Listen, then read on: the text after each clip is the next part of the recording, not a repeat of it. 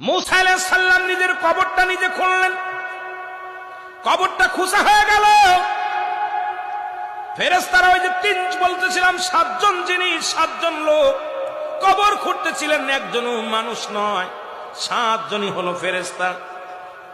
মুসা আলাইহিস সালাম কবরটা যখন খোঁড়া হয়ে গেল, ফেরেশতারা বলে, হে আল্লাহর নবী মুসা, কিছু মনে না করলে আপনি একটু কবরের ভিতরে মাপটা নিয়ে যেত, আপনি একটু কবরের ভিতরে শুয়ে দেখেন, একটু মাপ দেখার দরকার।